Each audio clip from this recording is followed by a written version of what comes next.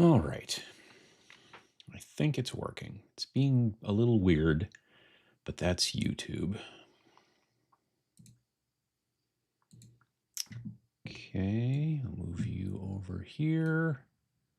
Slide that window down there.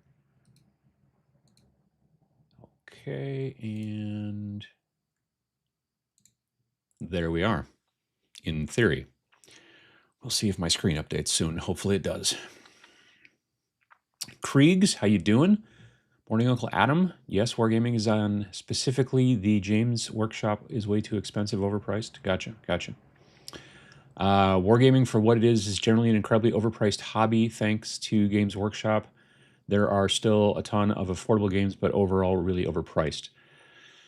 There's a lot of parts of it that are overpriced. I think as hobbies go, if you're going to sit down and go to time spent, there are definite ways to, like, make it 2 hours of time in a movie theater for $25 or $15 or $18 or whatever it is these days, in comparison to I spent $40 on a new kit that I built for 3 or 4 hours and then painted for, that kind of stuff.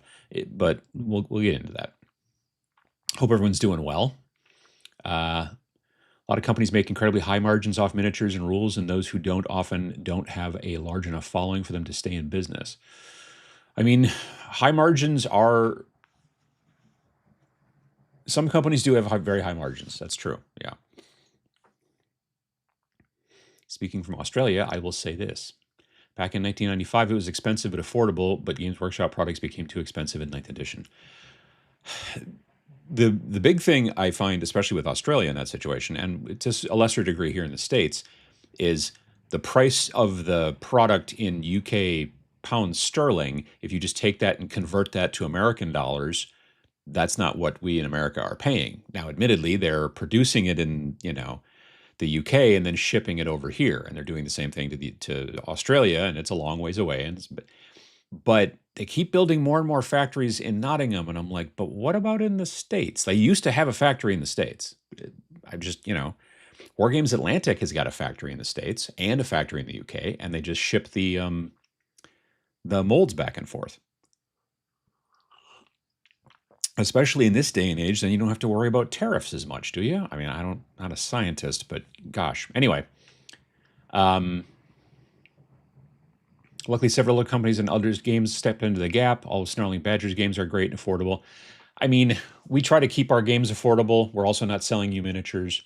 And also, especially with Australia now, if you order one of our books, it gets printed in Australia, because they're print on demand. There's a facility in the United States, there's one in the UK, and there's one now in Australia. So for folks in Australia, it is actually a good deal now, because it's printed right there. You know what I mean? Doesn't have to get shipped overseas. Good morning from Quebec City. Anyone here getting the XCOM miniature game? Pre-ordered mine on day one. That was also a cost thing. I just heard yesterday that they've added a bunch of more models to that box, since that box was $253 American for 21 models. And now evidently they've added at least more models, but yeah. Checking in from a soggy, gloomy South Ontario. How you doing? Fungazi, how you doing? Good morning from the weird temporary racetrack that is Washington, D.C. Bummed you aren't coming to Nova Open this year, but I get it. Yeah. Loved your Necromunda video working on the new starter box. Nice. Good to hear. Yeah, I would love to go to... I enjoy going to DC for Nova. I don't want to go to Nova currently. Good morning from Maryland. I think a significant part of the cost of hobby is that isn't the price of models, but how we tend to acquire too much stuff at once. I'm very guilty of this. Yeah, I mean, that happens to some folks too, for sure. Rodney, how you doing? First time catching live, 4 p.m. here in Poland, and usually I'm not online at this time. Well, nice. Jebbies, how you doing? Joseph, good morning from Cleveland, painting some white scars this morning. Nice. Good morning from North Carolina. Hope you're still having the weekend that you deserve. I mean, we'll see. I get up in the morning, but it's too early to wake. Long-time watcher, first-time chatter. Well, glad to have you here, Jay Howard. VJ Morph, good to see you. Let's see here. Ashley, good morning. Jean Bon, perhaps, or Jean Bon. I'm not sure. From the French Alps. Probably Jean, then. Let's see here. Time to get into resin 3D printing. Going to be cheaper than GW pretty soon. I mean, it depends. You know what I mean? Like if you're like, oh, I want to play, let's say, Kill Team or even Necromunda, and I need maybe 2 boxes to make my force, right? Then probably GW, or, you know, buying the plastics is still cheaper. But if you get to a point where you want to build an army, let's say, again, for, say, 40K or for Age of Sigmar or whatever, then you can get a 3D printer for $300, and you know, and then you could print an entire army potentially. And at that point, it will probably be cheaper. But you're also kind of learning a new hobby to some degree. Yeah. Hello from Summer's finally over Italy. Still renovating the house while listening. Nice. Yeah, it's going to be a little chilly tonight, which is fine by me. Like today is only supposed to hit about a high of 74, I think. It's currently 64, so that's not too bad. Mikey, how you doing? Happy Sunday. Morning from sunny Florida. I resisted the Orc FOMO, so it's currently not too expensive for me, but almost got me. I haven't even looked at the Orc stuff yet, but I did see that Max from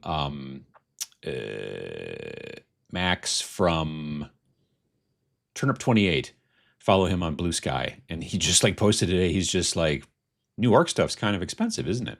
Oh, I think he might have said in it, but you know what I'm saying. Good morning from soon-to-be wet Saskatchewan.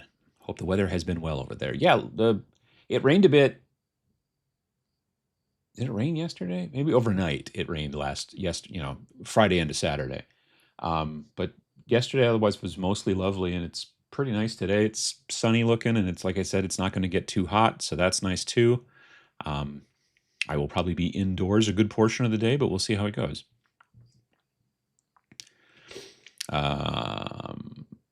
Good day, everyone from sunny Brussels. Currently painting some little cyclist minis from the Flamme Rouge board game. I know it's not wargaming. Please don't kick me out of chat. That's not a problem. I wouldn't do that. Good time of day, all. Short answer: gaming does not have to be expensive. You're not wrong. It doesn't have to be, for sure. There are ways, you know. Even if you're like, oh well, I've got to play GW. That's my only. Then you know, there are ways to buy things used. eBay can still sometimes be a little expensive sometimes, but not always. So you can save some money there. There's other things involved in it too, but yeah. Good morning from a sunny Columbus, Ohio. How you doing, DJ Todd P. Harris? Farmington Hills, Michigan. How you doing? Lazy from a hazy Glasgow. I thought it said lazy, but it's not. It says hazy. Morning from lovely southern New Jersey, working on getting my Ogres built. Nice. Everything is too expensive. A lot of things are very expensive these days. Most things are too expensive. I agree. It's not a great time to be an adult, I think. Yeah. Good morning from an overcast Cleveland, building some Star Wars Legion while listening this morning. Nice. Just finished my breakfast in time for the show here in North Carolina. While you've been looking at new Necromunda, I'm collecting the old 90s guys and gals off of eBay. Nice. I don't know. The old sculpts don't do much for me, but to be fair, that's the case across the board. It's not just Necromunda. It's like pretty much everything, you know what I mean? Like there's a lot of people that are super into like what they refer to as old hammer, and they love like the 90s miniatures and things like that and stuff like that. I remember at the time thinking they were kind of cool, but they don't work for me now, so I don't know. But I'm not saying that that what you like is wrong. Wargaming isn't particularly expensive. It's about the same as everything else. I don't know. I honestly, like, when you sit down and look at the cost per hour again, that's really, I think, the most important thing. When you sit down and look at like, something like, I don't know, video games. I think video games can be considerably cheaper. They're, getting more expensive, of course, because of the RAM apocalypse and all that kind of stuff and just everything else.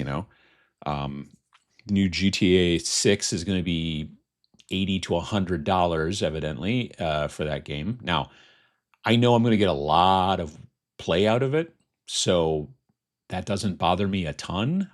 Sure, would it be great if it was still $60 or whatever? Great. Yeah, it would. But, that's not the world we live in. Um,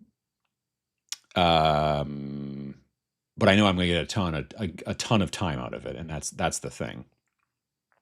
Do you have any thoughts on the upcoming Carcass front box for Trench Crusade? Obviously, if you have a video with an NDA, that video will be worth watching. I think my video this upcoming Friday is going to be about Trench Crusade, about the new box. Yep. I like it. It's nice. Let's just say that. Morning from Ohio. Just received a box of one-page rules minis for free, like 24 war dinosaurs. What is that, and what else do I need? Received a box of one-page rules war dinosaurs. Are they like the space lizards? Are they the what do you call them? The Saurian star host? Hey, George. If they're the Saurian star host, they're or are they more fantasy looking? Because there's also lizard forces in the fantasy side. There's so in Grimdark Future, well, okay, in one-page rules, you have kind of two different ways to play. You have the more sci-fi and the more fantasy. Sci-fi is what they call Grimdark Future, and then there's a skirmish version of that, which is called Grimdark Future Firefight. And then there is, on the fantasy side, you have Age of Fantasy, and then Age of Fantasy Skirmish, which is pretty much what it says on the tin. And then there's also Age of Fantasy Regiments, which is basically more kind of rank and flank, like block, stuff, kind of like the old world or the old Warhammer Fantasy. So it kind of depends on whether they're the sci-fi guys, like are they the sci-fi lizards with guns, or are they just more with swords and stuff like that? Because then that kind of tells you which one of the two games you want to check out. I've enjoyed the Necromunda content. Keen to hear how you like the gameplay. Yeah, I'm looking forward to it. Me and Sam and Raven got together not yesterday, but the week before, and kind of started talking about like, we got together and we were like looking at the books because the books had just been released, and we were going over like the rules changes and kind of looking at our forces and trying to figure out like, what kind of tweaks need to be made to our gangs and things like that. So I think I have my gang nailed down. I've been using this thing called mundamanager.com. And it is a website that you basically start on an account there. It's free, but you sign up so that you can like save your forces and stuff like that. This is my Caudor force.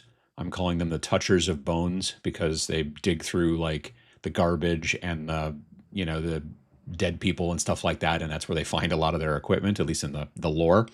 So but it allows you to basically go through and add fighter. You can add a vehicle. You can put in all kinds of other stuff. It's a really nice, kind of simple way to do stuff. You've got your gang, you've got your stash, your campaign stuff, notes, battles. You can track all that stuff and everything. But it's just called mundamanager.com. And yeah, and then it goes through and you tell them like, oh, I want a leader, and I want him to have an auto pistol and a chain glaive and mesh armor. That makes him 215 points. And then I've got a firebrand who has an auto pistol and a heavy crossbow, and he's also 215 points. And then I got another firebrand, which is another champion, and he's got an auto pistol and a long rifle, and that makes him 180 points, that kind of thing. So, like, honestly, I don't know if he needs the auto pistol. It's rapid fire. That's a benefit, maybe. But yeah, so you just having all this information and being able to put it all in there. They've got all the new Necromunda stuff in there. They've got all what they call the N26 stuff in there. So this has been very helpful. Initially, I was kind of going through and sort of doing stuff like in Google Sheets, like on a spreadsheet, but this is way easier, I think. So, anywho. But yeah, we're going to be playing, I think, soon. And I'm looking forward to it. And I've also been working on terrain a lot myself, but Raven's got literally a 4 foot by 6 foot table done of terrain. The Zone Mortalis stuff. His stuff is amazing. Moving from a finally cool Des Moines, Iowa morning, probably role playing and wargaming are starting to become like model railroad hobby. Just a bunch of old people with money. I mean, role playing, I think, is less expensive to get into. And that's been the case for a while, frankly, because all you really need to do is buy a book, like the player's handbook, and you need some dice, and some pen and paper and stuff like that, or whatever, for the most part. In comparison to miniatures, where you need, your rule book, but then you also, in many situations, need to be a second rule book, and then you also need all the miniatures, and then the glue and the paints and the little clippies and all that other stuff. And so, yeah, I think that you're still seeing a lot of younger people who are more into role playing, partially because of the cost. When I go to Adepticon, when I go to other conventions that are just miniatures conventions for the most part, I don't see a lot of like teenagers there. You know what I mean? It's predominantly, yeah, guys and, people in their 20s and 30s and 40s and 50s. And, depending on the show you might go to, it might be heading into 60s and 70s if you're heading into a more like, um, uh, historical oriented show like Historicon or something like that, right? Good morning from Scranton. Definitely there is excessive markups within the hobby. Yeah, I mean, you don't see it as much in smaller companies, but smaller companies can't do this. Smaller companies in many situations can't afford the markups. So, how am I trying to say this? I did a video a couple weeks ago about the new starter set from One Page Rules, or not One Page Rules. Sorry, 1490 Doom. I just looked at the screen and there was a One Page Rules thing over here. And then anyway, so yeah, 1490 Doom. 1490 Doom put out that starter set, and a lot of people in the comments on that video were like, "This is a lot of money for what you're getting," and I get it, I do, but it's also two guys in Utah. You know what I mean? Like it's literally like there was a bunch of people in the comments that are like, GW would have put this out for $40. And I'm like, well, GW has the resources to be able to do that. They've got global distribution. They've got, the ability to produce the models themselves in-house. Like they've got their own factory. They've got like all this stuff. What the folks over at 1490 Doom were trying to do is try to make something that when you put it on a shelf at a store, it looks nearly every bit as professional as stuff by big companies with tons of employees and all that kind of stuff. But to do that, then the cost can't be as cheap as the big companies can do it. It's just the way it works. Like I had people in the comments that are like, "Oh, this is like marked up 800%." I'm like, I don't think it is. I really don't think these guys are getting rich off of this stuff. It's 3D printed stuff in the box. It's laser cut MDF. If they had the resources for molded plastic and all that kind of stuff, they'd probably go down that road. But the upfront costs and the resources for that kind of stuff are incredibly expensive. So it's interesting that a lot of people in the industry, or a lot of people who are into wargaming, they expect like GW production values, but they want it as cheap as possible. And they even expect that from, again, like two guys in Utah. And it doesn't exactly work. You know what I mean? GW is expensive because of corporate greed. Yeah. I mean, at the end of the day, yes, it's because of the shareholders. The shareholders want as much money as possible at all times. So when everything you do as a big giant corporation is about the shareholders, then you have to make as much money as possible at all times, because otherwise they'll get ticked off and it's a thing or whatever. And some people will say, well, legally you have to, like Vince and I can sell our games pretty cheaply because we don't have any shareholders. And also, we're not trying to live off of it. That's also a big thing, too. Like, we both are doing this as a side business. So, and we want it to be as accessible as possible. So, like, our most expensive game is $22. Now, it's just a book, admittedly. It's black and white on the inside, soft cover. But, our $22 book made not in giant, huge batches, shipped from China. is going to cost less than what I bet those thin little journals that are coming up for Necromunda are going to cost. You know, they've showed us what's that one? They showed us one for the Escher Gang, and it's like 50 pages. Our most recent book is like 132 pages, and it's $22. And I bet you that Escher book might not be $22. And if it is, great, but still, you know, in comparison. So, yeah. Corvus Games Terrain, how you doing? Good morning from the Florida Panhandle. The price is high, but the time versus cost trade-off offsets. I look at a video game as 1 hour per $1 is a reasonable trade-off, and with games like yours, cost balances out. I mean, in many games, video games, if you can get $1 an hour, you're in pretty good shape. You know what I mean? But that's why I think a lot of games have multiplayer. You know what I mean? If you look at a game like Space Marine 2, just for an example, not to pick on GW in this situation, it's a totally different thing. But that's one of the last games that I completed the single player on. Let's just take it at that angle. That game was, I don't know, $60 probably. And I know I didn't do 60 hours worth of work to get through it. If it was 10, I'd be surprised.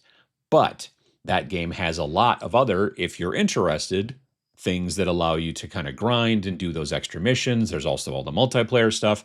So getting 60 hours out of a game like that, you know, if it was just single player only, just that single player campaign, you'd be like, I don't know. I mean, sure, it's gorgeous and stuff like that, and the graphics are amazing and everything, but that game, and like many others, has got a lot of extra stuff in it. The whole concept of the live service that all these big companies, live service games, are big into is because they're like, well, if we can make it so you feel like this is like your new thing and it's like a job you do every day. If you get up and you do your little things and you have all this stuff and there's the daily events and all that kind of stuff, then we can also probably keep pulling money out of you, you know, that kind of thing. But if you make a game that's like a 10-hour game and then it's done, it better not be $60 in many situations. So there's always extra stuff to do.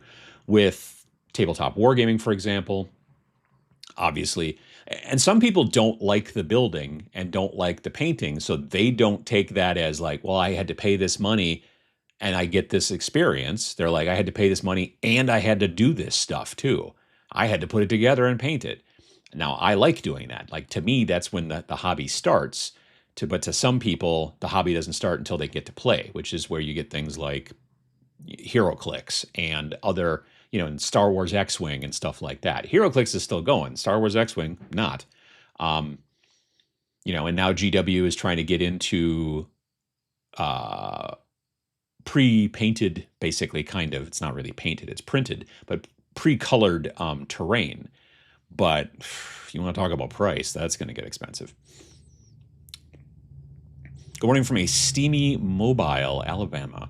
Working this afternoon on terrain. Nice inside activity. Maybe listen to the irregular show I missed yesterday. Well, there you go. It is expensive, says Whiskey Mike 1, but so is everything right now. I don't disagree. I love mini making and painting, so I can't put a price on that. That's the trick too. As I'm working on all this Necromunda terrain, the benefit is that I've been collecting this stuff for a long time. Now, most people can't do that, obviously. I have a basement, and I kind of sort of get, to some degree, run of the basement. So I have a lot of stuff in there. And I've been fortunate enough to be able to buy things, you know, like it used to be when I worked my day job, at lunch, we would go to, like, I don't know, Taco John's sometimes, and it was right across the street from the game store. So we'd poke into the game store a little bit, you know, and look around and stuff. And I'd end up buying something once in a while, things like that. You want to support your local game store that you like, if you like it, and things like that. And so I would buy things knowing, like, oh, I'm going to use this terrain at some point down the road. And now I've actually gotten down the road. So, like, working on these tiles, I'm not having to go out and go, oh, I got to buy more of these, I'm just like, I dig around until I find it. And like, I know I have it somewhere. Oh, here it is. And I've also been coming across things that I bought that I had forgotten about. And I'm like, oh, this will work perfect. So I've been really having a great time with this stuff. And the other thing is that the stuff doesn't go bad. You know what I mean? Like, sure, Games Workshop, for an example, might make it so that your beastmen are no longer part of Age of Sigmar. Now they're part of the old world, technically, right? But if you're not interested in playing the old world, now you have these guys. Well, what do you do with them? Well, you can flip them on eBay if you want to, and probably somebody who plays the old world might want to pick them up. Or, you could just pick up a different game. You could pick up a different rule set and be like, hey, I got Beastmen now for this. Like, I have some Beastmen. I bought that Beastmen Kill Team a couple of years back. I forget what they're called even, but it's just like sci-fi beastmen. They're like beastmen, but they got like chain swords and pistols and stuff like that. I'm going to use a couple of them in a Venator gang for the Necromunda, Venators, which are basically the bounty hunters.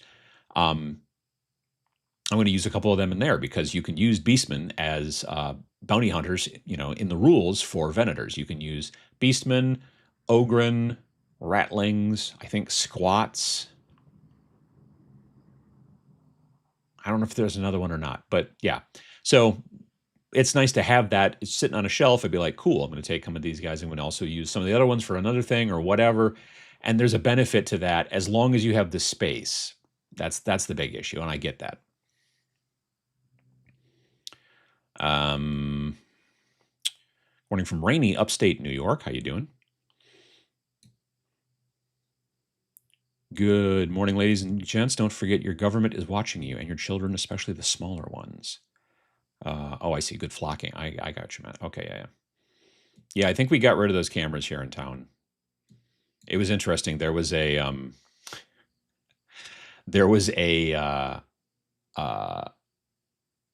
city council meeting where they were like, going to vote or something about these cameras. And then there was a person from the Flock camera company there, to answer questions. Or there was two people, I guess. And so one guy in the audience asked a very specific question, and he said, "Can these cameras be used to do heat mapping, aka, can I look at a map as a person who has access to these cameras and see the trails where specific license plates have a tendency to go?" If you know what a heat map is, it's like, it kind of shows you this is the most recent, or this is the most frequent usage area where this particular, let's say, license plate goes. So can you use this for heat mapping? And the person from the Flock company looked at the other person, and then they said, and she said no. And then the next day, the police department came out and said, that's not true. We suggest that we get rid of the Flock cameras because they basically lied to the council, like right to their face. And it was a whole thing. So yeah, it was a really interesting thing. Probably happened about 2 months ago. But it's all over now, obviously. I mean, all kinds of people are talking about those Flock cameras and all that shenanigans. Do the Australia site cover New Zealand? Does the Australia for our stuff? I mean, if you order from New Zealand, it will get made in probably Australia and then shipped to you. The idea is that the companies that they work with should try to produce it in whichever place is closest and cheapest to you. So if you were, let's say, in Indonesia, then I would assume it would get probably made in Australia and shipped to you in Indonesia, but it might be cheaper for them to make it in the UK and ship it to Indonesia. It kind of depends. So it sort of takes care of that by itself, and we don't have access to, like, I don't know the answer to that, frankly, is my point. But for a while, like when we first started making games, there were only two facilities. There was just one in the UK and one in the US. So if you were in Australia, then what most people would do who were in Australia was they would just buy the PDF and then take it to like a local print shop place, like I don't think you guys have Kinko's, but do we have Kinko's? We don't have Kinko's anymore. But like some place, and get it like, photocopied and whatever, all that stuff from the PDF. But now you can order things and they will get produced considerably closer to you if you're also, I think, in New Zealand as well. Current state of the world has made even the secondary and indie market more expensive. It's a first world geek problem, but international miniature purchases can be brutal these days. Oh yeah, no, I've ordered a couple of things and then recently been like, oh yeah, there's a tariff on that. And it's always funny too, because they'll be like, oh yeah, the tariff is $4, but the UPS fee is $19. And you're like, wait, the tariff is $4, but I have to pay $19 to UPS extra? Why is that? Well, because reasons, or, FedEx or whatever. And so, yeah, it's very much, if I'm ordering something and it has to come from overseas, I'm much less likely to order right now because I'm going to get some sort of or I'm likely to get some sort of surprise. Oh yeah, by the way, you have to pay another $20 on that thing. Just and it's been happening a bunch, and we're not getting the refunds on that.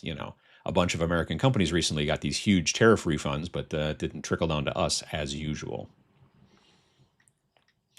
Expensive is a relative factor. How much disposable income do you have, and how much do you want the thing in any hobby? I mean, sure, yeah. I'm sure there are people who are into like classic cars that are like, well, this classic car is far too expensive, but this other one over here is reasonable, and we would look at that and go, but that's very expensive. So yeah, sure.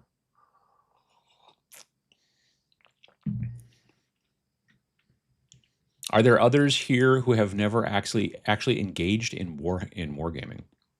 It's a good question. Good morning from Richmond, Virginia. What are your favorite rule sets for solo AI actions? Um, right now, probably the one-page rules. What do you call it? The Star Quest. So they've got Grimdark Future Star Quest, and they've got Age of Fantasy Quest. Those are the two that they do that have both solo and co-op, and you use their website, and it's not automated per se, but it's kind of automated, and it works really quite well for playing a little bit more of a story sort of campaign based game versus an AI, and not the data center kind of AI, but you know what I'm saying. So yeah, I would say that that's probably, especially specifically, one of the easier ones to use because it is something that you just do through the website, through their Army Builder thing, Army Forge they call it, and it works really really well for that. And then you get to play with. It's also got almost like a tiny bit of an RPG vibe because instead of playing with like your normal force of models, you're playing with like 2 to 4 models, and those are your heroes. And then you're fighting against, this kind of secondary force of models that you might have that you put in ahead of time. You make an enemy collection and you say, oh, I got this many Necron warriors and this many of these and this many of that or whatever. And you put them all together, and then it's like, okay, cool. And then when you're going to play your first mission, they'll look at like what level your guys are at currently, your heroes, and then it'll go, 3 of these guys are going to spawn, and then you do that, and then all that kind of stuff. So it's a bit more of an automated system, which really helps to get off the ground. Otherwise, I like obviously the solo stuff that Vince and I do with Snarling Badger Studios. So there's that too. Of our games, I think probably Carlson. I think probably Space Station Zero and Majestic 13 are possibly my favorite, but that's maybe a little bit more due to the subject matter because I like sci-fi stuff. So I watched your videos back in college as inspiration for D&D terrain pieces and started watching the VODs again more recently, but this is my first live. Well, glad to have you. Yeah, like I've been getting more into terrain lately, but it's been predominantly all. I've been doing a lot of 3D printing terrain and stuff like that for things. And I've really been enjoying that. But right now, I'm doing a lot of the Necromunda stuff. There's some 3D printing stuff in there, but I've also just been using just a lot of plastics too. So, I think the gaming side of the hobby can be very affordable, but the model side can get expensive fast.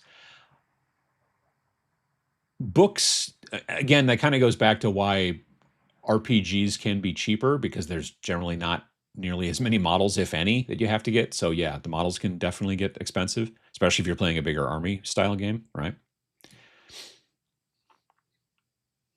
Really love Trench Crusade. Canadians here, how you doing? In spite of the local Aussie printing, I think I'll stick with getting my Snarling Badger PDFs printed at the print shop where I get them in A5 spiral bound, the Pro Strat of Wargaming rulebooks. Yeah, we had a conversation with our rep at Gen Con again this year. Good old Steve. We like Steve a lot. He also wants there to be spiral bound, but it's just not currently. So the way that Wargame Vault works, and the larger company, which is Drive-through RPG, and that's all technically owned by Roll20 now, I believe. The way that all works is they work with a secondary company. They're not the company that's doing the printing. They work with another company called either Lightning Ingram or Ingram Lightning. It used to be called Lightning Source and then Ingram, and then they merged because that's how corporations work. They're eventually just all going to turn into one giant megacorp. But anyway, they all basically, Ingram/Lightning has a facility in the States. They have a facility in the UK, and now they have this facility in Australia. And so the facilities are relatively the same. So there's not like one facility that has a bunch of features that the other ones don't, and that kind of stuff. So that's that. If it was the case where they had the spiral bound machine to be able to do that, but it was only in the UK or only in the States or only in Australia, that would be a bummer, because then you would want to order that and they'd be like shipping it from the other side of the planet again. So it should be back at square one.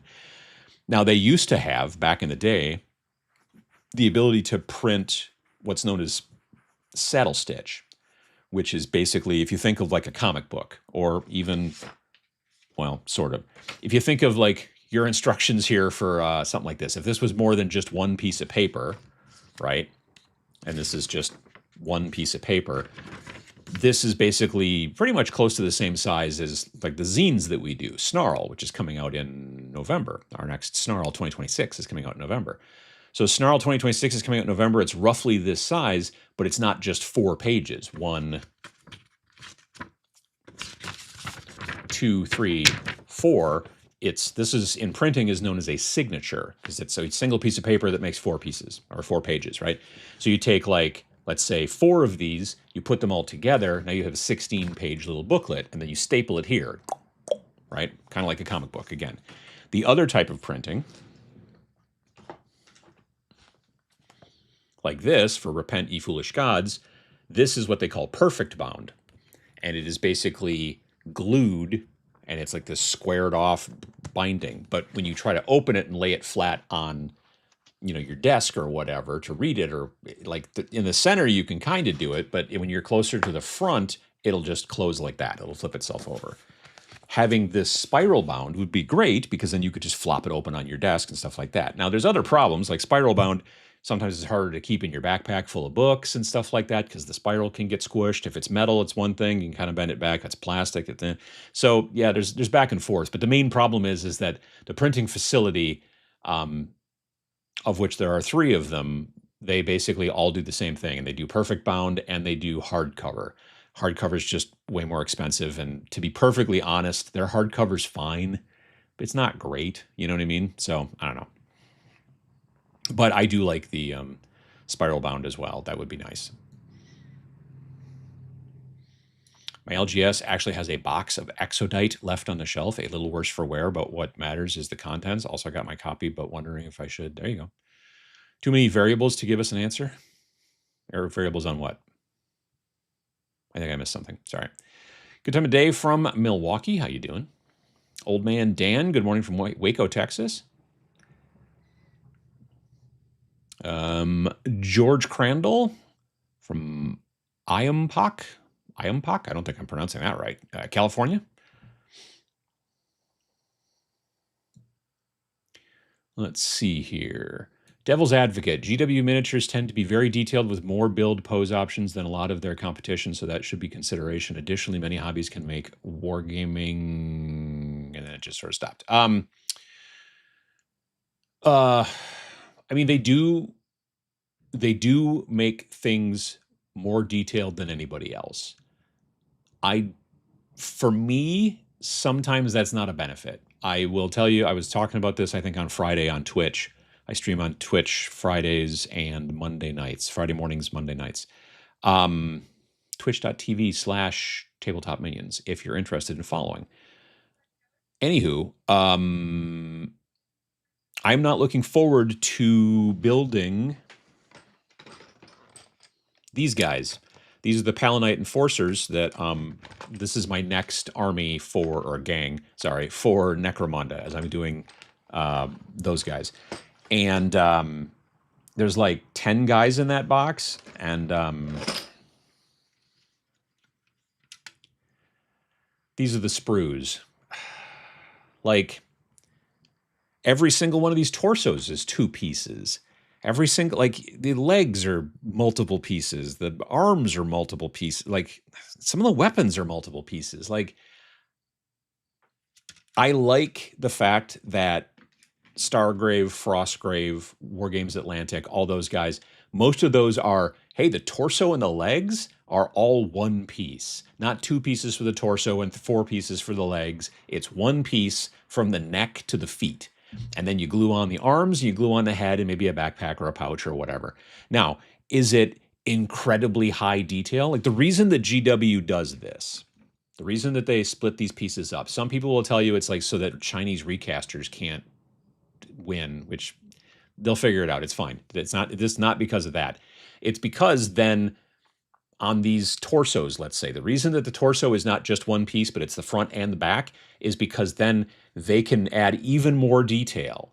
Like, you have to remember that these molds are pulled out of a steel mold. So you've got 2 pieces of steel, the plastic's been injected into it, and then it has to be able to open up and pull apart, and the plastic literally has to fall out. I've seen stuff like this made in factories. There's like the thing will go like clunk, and then it will just sit there and you'll hear a noise, and then it will open up, and then plastic will fall out into like a hopper, and then they go through and then they separate it, stuff like that. So yeah, these things literally have to be able to fall out of those presses to make it happen quick enough, so that their production values or production speed is high enough or whatever. So if they want to keep adding more and more and more and more detail, they have to make the parts smaller and smaller and smaller and smaller so that they can have every single one of them pull out of those molds properly.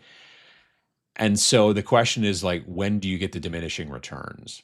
You know what I mean? Like, at what point is that a thing? Because, if I set Stargrave guys next to these Palanite Enforcers, yeah, I can tell the difference, but is it that big of a deal that I have to spend that much more money and spend that much more time trying to put these guys together? Like, that's the thing that kind of drives me nuts personally. Your mileage may vary. Some people love puzzles. Some people love putting all these parts together. But also the thing is that these guys have a tendency to go together one way. They may have weapon options, sure, but you'll be looking at the instructions and they'll be like, oh, this guy can either take this weapon or this weapon. Whereas with the, say, Stargrave, Frostgrave, or whatever, everybody can pretty much take every weapon because they're all designed to go together that way. And I kind of prefer that. So it depends on what you're interested in, right? 2026, there have been too many releases this summer for me to even consider getting most of them.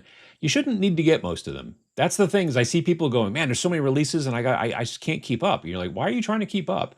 Like, I don't think personally for myself, and your mileage may vary, I've only ever wanted to buy the stuff that I was actually going to play. Like, for sure. Like, I've never understood that concept of like, well, I got to buy all the stuff that they make. No, you don't. You totally do not. Yeah, I don't know. Greetings from Maine, working on a commission piece. GW's The Green Knight. I do not like metal minis. Yeah, I'm not a big fan of metal minis either. Doing well, thank you. Hope you are too, but on the rainy side. Gotcha. Thanks for the edutainment. Absolutely. Let's see here. Hello from Quebec City. Between cross-border fee and lack of diversity, it can be expensive, but my FLGS has a good selection of cheap used kit. Nice. That's good to hear.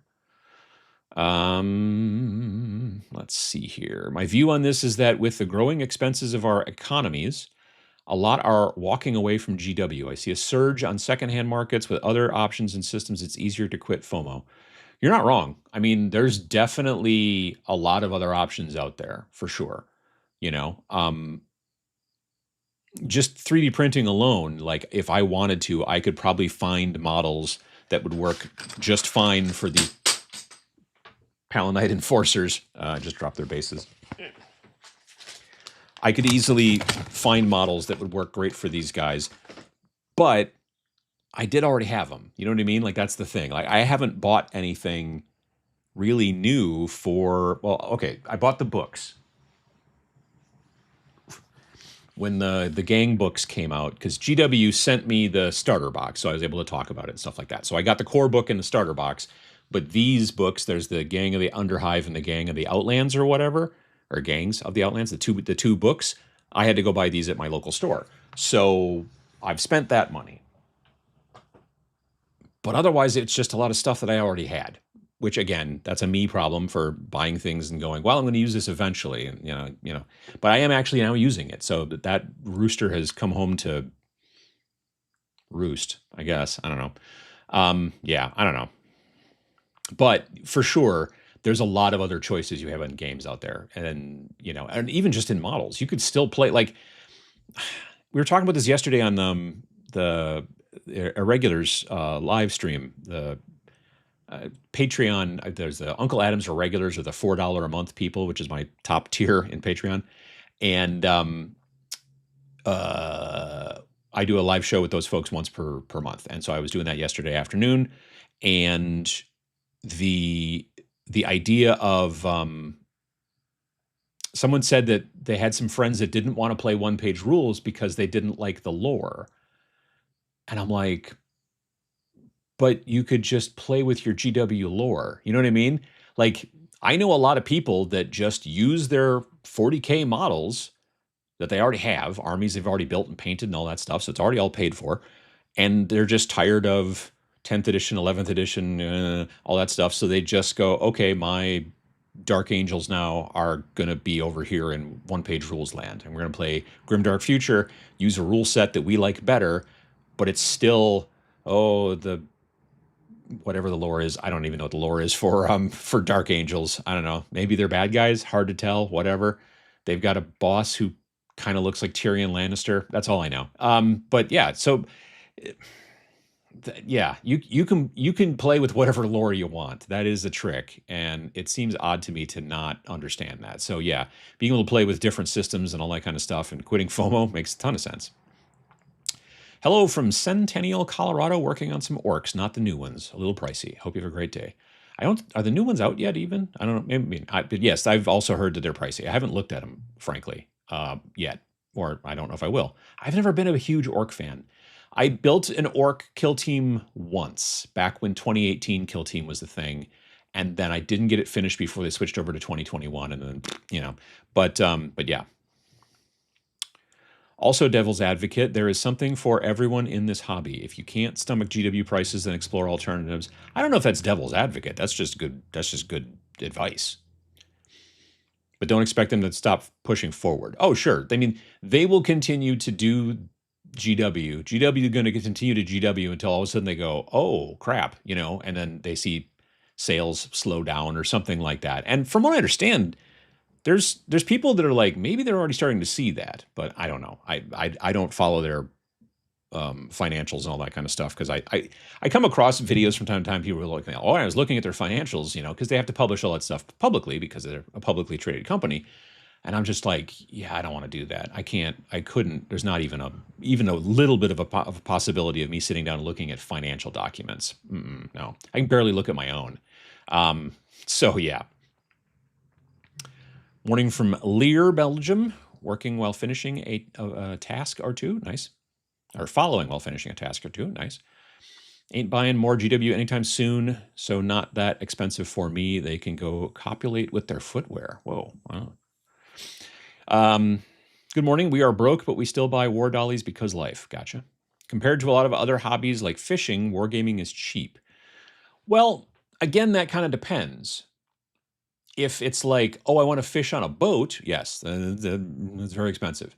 But if you want to fish like at your local creek and use like some bobbers and I don't know, and like an inexpensive pole, like nearly every hobby has levels, like I did a video about this, I swear to God. Like drawing, you need a pencil and paper. Or you could have a really expensive pencil and a really expensive fancy paper. Or you could draw digitally and have to buy one of those big Wacom tablets, and it's like $3,000 and all that kind of stuff. So you have options in all those situations. But you do that to some degree with, with this too.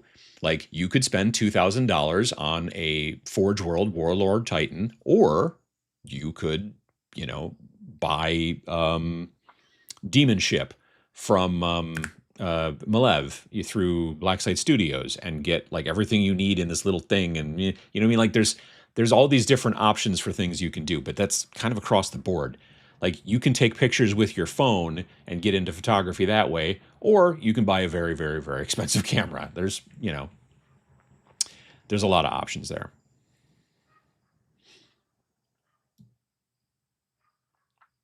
There's always the good old D&D method of using dice and marbles in place of actual pieces, though it makes recognizing a lot harder than in D&D. Yeah, yeah, yeah.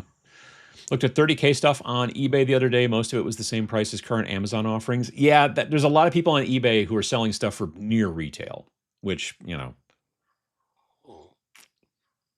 but sometimes you can find, not so much with necessarily heresy stuff, but specifically with 40K stuff, you can find some stuff that, as long as you're okay with maybe stripping it or just painting over it directly, priming it and then painting over it, you can get some pretty good deals on things like that if you want to. But again, coming down to the situation of like, yeah, but I got to play a giant army game. Well, then it's going to cost more.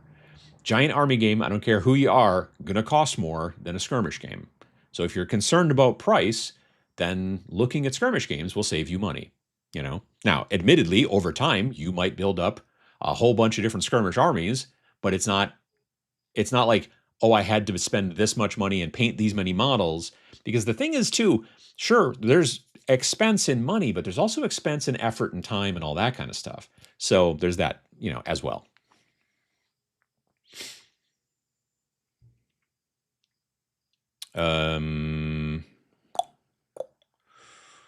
Let's see here. Hello from Central New York. Been working on War Machine, Orgoth, Sea Raiders, and teaching myself non-metallic metal from Vince and Zumiko. I've seen that word before, but I don't know how to pronounce it. Videos on the topic. I know how to pronounce Vince because enjoying the journey. Well, that's cool. Gave blood this morning. Happy time of day. Absolutely. Speaking of saving money, there are sales across my mini factory right now. Any hint on what types of models we should be looking at for the new Snarl game? No, not yet. Sometimes you have to be responsible and say no, maybe later. Yeah. Do you factor in the prep work into the time that you're getting your money for? I personally count it at a half rate. I don't know if I get quite that granular, but I do count it, yeah, because I enjoy it a lot. I really do enjoy and I know there's people out there that think very differently than me, but for me, when I see a new set of models, I'm like, oh, sweet. I get to, okay, I got to build them, blah, but I get to paint them. Yay. You know what I mean? So I guess maybe it kind of offsets a little bit there. GW staff use comparisons to video games in their sales pitch. You'll get far more out of building and painting an army than you will have for a long time. Well, you'll have it for a long time, but I mean, if we're just going to go down those brass tacks, I have a lot of games in my Steam account that I will still have for a long time. They just don't take up nearly as much space as a finished army that I have to figure out how to store. You know what I mean? I don't know if that's a good on GW's part. I don't know if that's a good apples to apples sort of situation, right?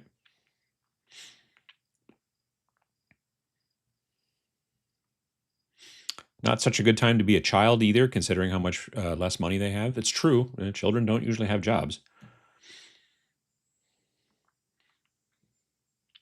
Splizzards. If I get random numbers, 8-hour painting and 40-hour playtime. Oh, I see. You're just for example, right? If I get 8 hours of painting and 40 hours of playtime, I'd count that as 44 hours of enjoyment out of it. Oh, because you're cutting the right. I get you. Okay, yeah. To get my miniature gaming in while I save for minis and rulebooks, I play old school XCOM and Necromunda Underhive Wars on Steam for PC. I never played Underhive Wars, but I think I have a copy of it on my Steam account. I should sit down and try to play it. I've heard that it's not good, but old school XCOM is fun, though. That's a good point.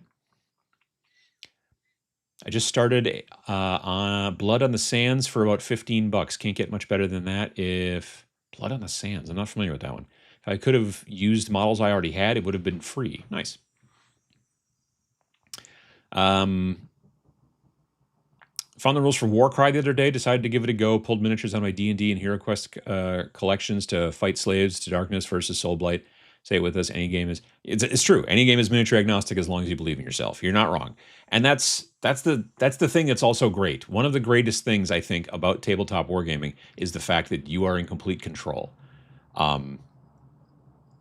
If you decide you don't like a rule and your friend is also like, yeah, that rule's dumb, then you just don't have to use it. Video games, you kind of have to, because it's running everything.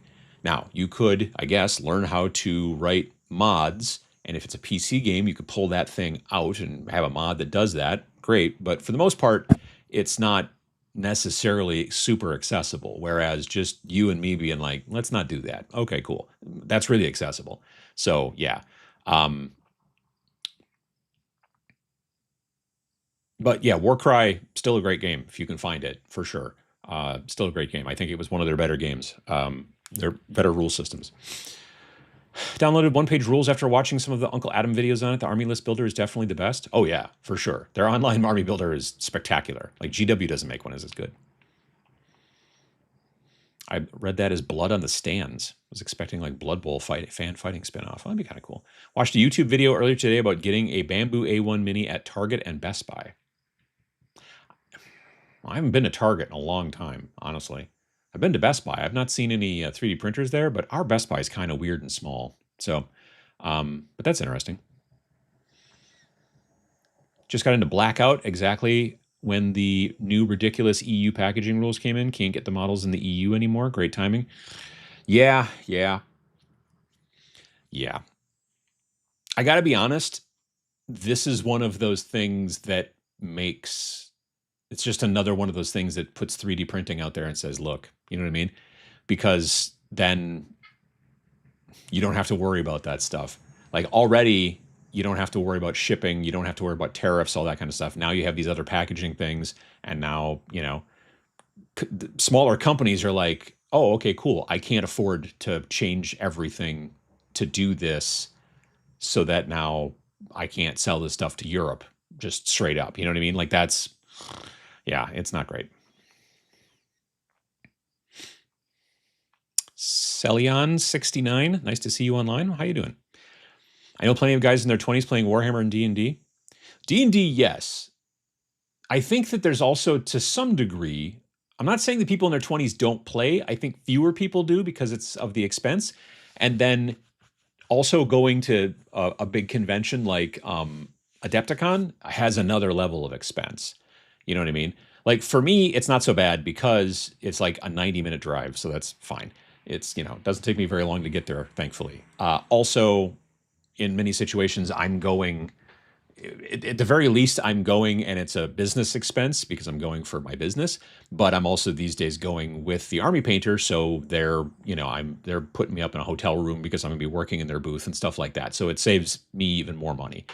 But, you know, I know there are guys in their 20s who are playing war games, but they're predominantly playing with their friends, or maybe they're playing at the shop and stuff like that. But when you go to Adepticon, you see people who are generally a bit older because, again, that's just another expense. And so, yeah. Hasbro keeps trying to monetize role-playing properties like D&D to get fans to fork over a lot more money. Oh, yeah, for sure. Yeah, they're definitely like, they don't like the fact that you can just play with a book. Like, I just need to buy a book. Well, you should also, no, I just need the book. I just need the player's handbook and I need some dice. Well, we can sell you dice. I got dice. You know what I mean? I bought dice from somebody else that I like their dice better. It's kind of the same with GW a little bit. Like, they're always just like, hey, check out all these dice. And, like Necromunda, custom dice, which I'm not a huge fan of, but whatever. But the other dice that they make that are just six-siders with a picture on them, I'm like, and they're so expensive in comparison to pretty much everybody else. It's just ridiculous. But yeah. Motorbreath Jazz, hello. Pretty excited that Declan has been invited to join a D&D group at his local social club. Can't wait for him to discover the joys of exploring his imagination. Well, that's cool. I got into D&D like in the 5th grade. I think it was in the 5th grade. And I played for a while there. And then in middle school, I got into Battletech. And then I got back into D&D. Well, no, I didn't get back into D&D. I got back into role-playing in college, and I played Rollmaster, which was made by Ironcrown Enterprises. And then after college, we played Shadowrun for a while, and then got back into D&D like 3.5. Like once my wife and I were married, we played a little bit with some friends. And then I played a little bit of 5th edition for just a little while when I worked my last day job. When I worked at Milk Can, we would play sometimes at lunch. And I think I played a cleric. but I've never been like really into role playing games. It's more of a, well, everyone else is kind of doing it in my friend group, and so okay, well, yeah, but yeah, I mean, I was really interested in it when I was really young. Like when I was like I loved sitting at a piece of graph paper and like building like, oh, this is the keep or the whatever, the little mini castle that like my character is going to build because he's got enough gold pieces now and I'm going to do this and this, and you come down this hallway and then there's a trap and then you go this way and there's a door lock, and like just love doing that stuff. But playing the game was fun too, but I kind of liked making the little castles better. Some role playing doesn't even need a proper rule book or physicals at all. I've shown up virtually to some short role playing games where the rules and the story fit on one page. Oh yeah, absolutely, yeah. A lot of like one shot stuff is definitely done that way. Find myself balking at the cost of rule books more often than the cost of miniatures. I can see that for sure, especially with Games Workshop, because you know that they're going to, in most situations, there's going to be a new book in 3 years or less. You know what I mean? Like I've seen people. There were people in the comments from the video that I did about the most recent video I did about Necromunda. They're like, "Yeah, I just bought the previous book like 4 months ago, and now there's all new books." And I'm like, "Yep, that's Games Workshop. That's what they do." And you're right. Then the miniature, like these Palinite Enforcers have been good to use since 2017.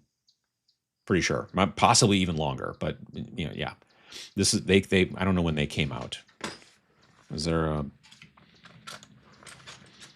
2019, according to the copyright on here? So yeah.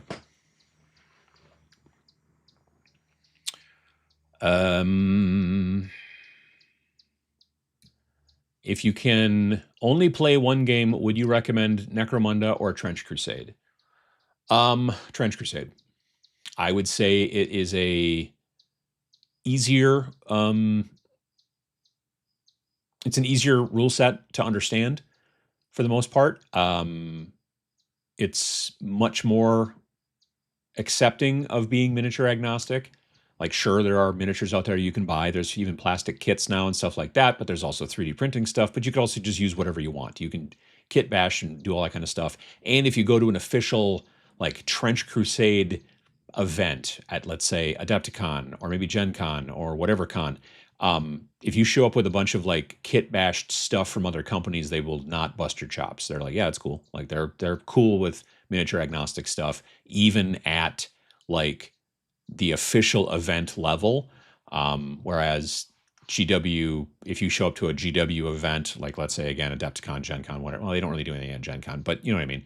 If you show up to some official event and you have non-GW models, they'll be like, no, I don't think so. You can't do that. So that's a benefit. And like I said, it's an easier rule set than Necromunda. I mean, you do have to take into consideration as well, though, like, story and stuff like that. Like, I like them both. I like them both for different reasons. But if you had to pick one, for me, it would probably still be, if I had to pick one, it would probably still be Trench Crusade, frankly. But I'm thankful I don't have to pick one. You know what I mean? So yeah, like I said, there's some people that just want to play one game and they just want to focus on just one game. I like to play a lot of different types of games, so there's that too.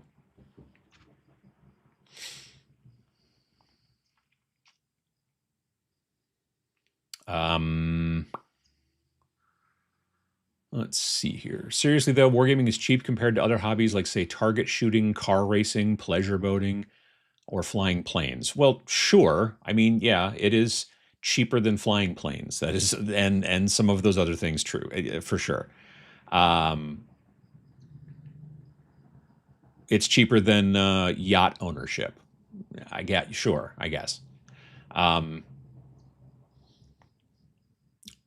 One metric along the line of what you said is I like is how many hours that I work to earn this hobby experience. Interesting. One manager is good. I've been updating my gangs for N26, which I could see other users' gangs. Yeah. I mean, if they had like a feature where you could say share this or don't, I mean, they have share feature. They just don't have a like a place where they can just put a bunch of stuff out there for everybody to look at, right? It's because Hasbro is an American corporation and line must go up. Yeah, yeah, yeah. What's bugging me lately is GW kits have no or very few extra bits in them. Choking on the cost hurts a little bit less if I feel like I'm getting lots of bits and options. Oh, yeah. In comparison to a lot of other companies, they don't give you nearly as many pieces to use later. Like, again, I'm going to go back to this sprue here of Palanite Enforcers.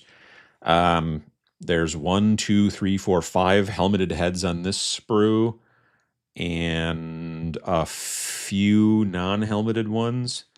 There's one there. Geez, there's really not a lot. And the thing is that the Palanite Enforcers box, you just get 2 of the same sprue. This is the same sprue twice. So you get, for 10 guys, you get 12 heads. Whereas 10 guys for Wargames Atlantic would probably give you, I don't know, 50 heads, probably. Like, it's crazy.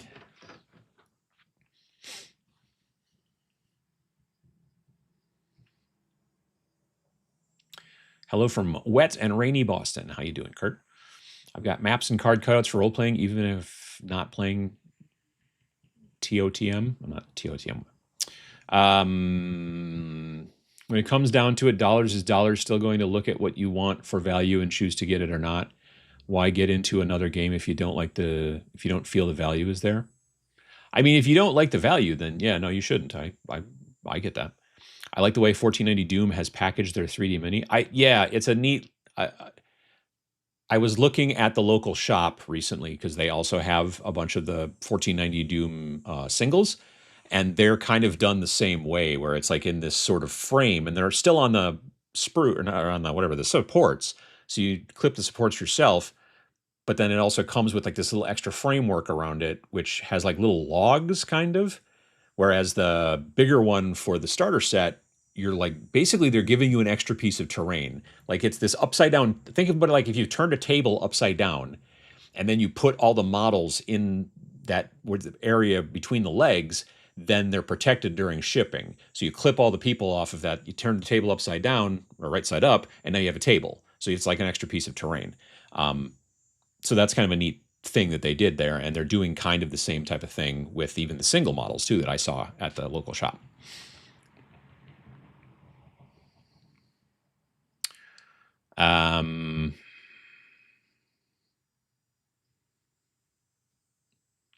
Let's see here. Keep train costs down. Can anyone recommend a good creator of sci-fi fantasy building designs? I think I can only pay print build with my own cardstock.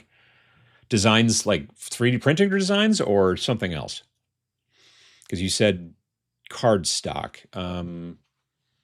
I think there are some people out there who do papercraft terrain, but I haven't come across them really. Just because something is expensive doesn't mean you can't feel that wargaming is expensive. It does not make it any less of a feeling. Yeah, that's true. I got the Gangs of the Underhive book yesterday at the FLGS, paid $64 next to the Games of the Outlands, and I'll be set. You only need to get both books if you need both books. Like, if you're like super into books, or if you are like, oh, I have a Underhive set or Underhive, group that is Palanite Enforcers, Cawdor, blah, blah, blah. But I also have these guys who hang, like the Ash Wastes. Like, basically, if you look at it, there's the people who live indoors and the people who live outdoors. That's kind of the difference in those two books. You have the 6 main gangs, plus you also have the Palanite Enforcers, you have the Venators, you have a bunch of other stuff all in the one book. And then the other one, it's like Ash Wastes, the Squats, stuff like that. I'm trying to remember who else. Let's see here. Table of contents. Cawdor, Dalak, Escher, Goliath, Orlok, Vansar, Palanite Enforcers, Venator Gangs, Corpse Grinder Cults. That was the one I was also forgetting. But yeah, that's what's in this book, because the Corpse Grinder Cults live indoors. And then everybody else is in the other book.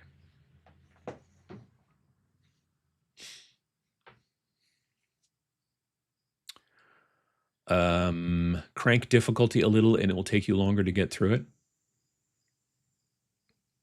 Oh, video games? Yeah, no, I can't do that. The only reason I was able to get through the single player campaign in Space Marine 2 is because halfway through, my friend Matt, uh, moderator Matt, who used to be moderator here,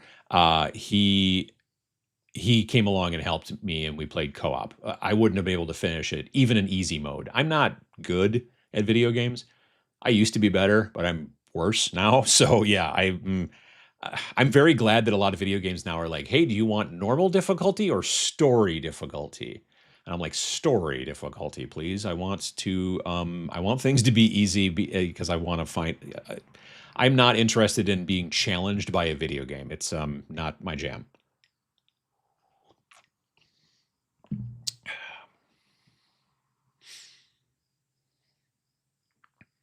I use a bike. It doesn't require specialized clothing or accessories except a helmet. I have a helmet. Maybe I have some fancy gloves too, but I think that was just kind of like, oh, fancy gloves.